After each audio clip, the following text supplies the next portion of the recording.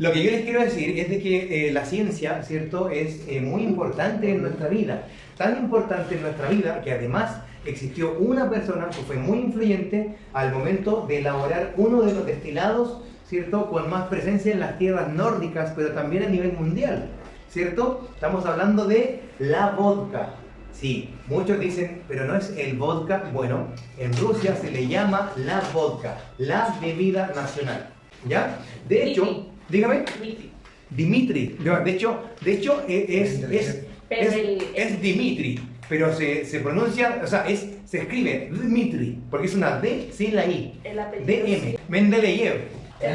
Mendeleev, como buen ruso, ¿cierto? Bueno, ¿quién fue Dmitri Mendeleev? Dmitri Mendeleev fue una persona adelantada a sus tiempos, fue una persona que yo me encanta no compararlo, pero sí atribuirlo, ¿cierto?, a uno de los impactos más influyentes del mundo, como fue también Nikola Tesla, ¿cierto? Una persona que nace adelantada a su tiempo, sin más que agregar, como Leonardo da Vinci, ¿cierto? Entre otros filósofos más también, otros científicos más, ¿cierto? Platón, ¿cierto? Heródoto de Carnaso, Sófocles, ¿cierto? Un montón de personas influyentes, ¿ya? De hecho, por ejemplo, bueno, yendo a Platón, hay dos libros muy importantes que yo les voy a recomendar. Uno, El idealismo de Platón.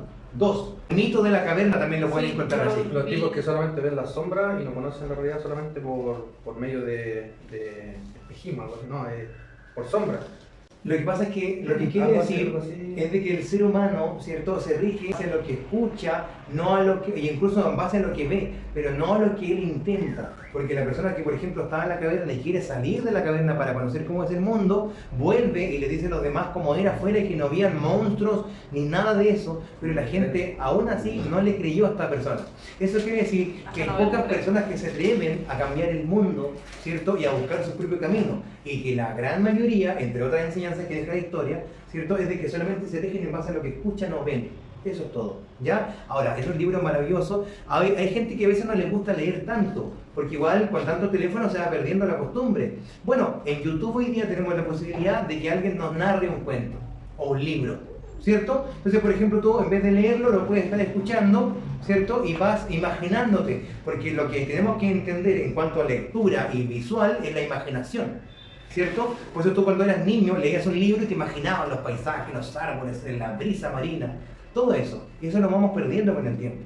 Entonces tenemos que recuperarlo, ¿ya? Bueno, volviendo a Dmitri Mendeleev, Dmitri Mendeleev fue una persona muy capo de la química, ¿ya? Quizás ese ramo que muchas veces no nos gusta tanto cuando tenemos que estudiarlo, ¿cierto? En realidad, lo que hizo Dmitri Mendeleev fue agrupar por masa atómica, es decir, por peso, ¿cierto?, todos los elementos de la tabla misma, y resulta que a él también se le atribuye una de las, digamos, historias más entretenidas de la coctelería en este sentido, es porque a él le gustaba mucho beber vodka.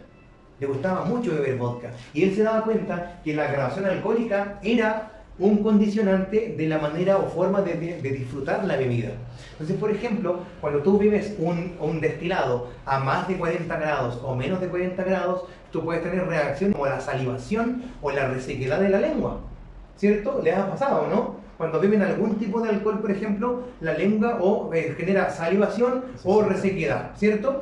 Bueno, entonces lo que él determinó es netamente dónde entra Dmitri Mendeleev, ¿cierto? Entra en donde o cuando él hace la graduación ideal del vodka para que no genere problemas de resequedad o de sobresalivación. Y resulta que el tipo fue tan exacto en la medición que hizo en el porcentaje, como cuando dividimos el vodka ahora, un porcentaje de alcohol y otro porcentaje de agua, más fuerte, de agua, ¿cierto? Exacto. Por eso decimos que cuando vemos un destilado, sobre todo un vodka, ¿cierto?, que dice, por ejemplo, 40 grados de alcohol, el 60% es de agua. Muy bien. Bueno, él hizo este trabajo y lo estudió, ¿cierto? Y llegó a la conclusión de que el vodka debía tener esta estructura. 54, nótelo por favor, 54,88% de agua, 45,12% de vodka. Y ahí tienes algo súper interesante, porque cómo llegamos a esos decimales, por ejemplo. O sea, el tipo era impresionante. 54,88. ¿De agua? Sí, y 45,12% de alcohol.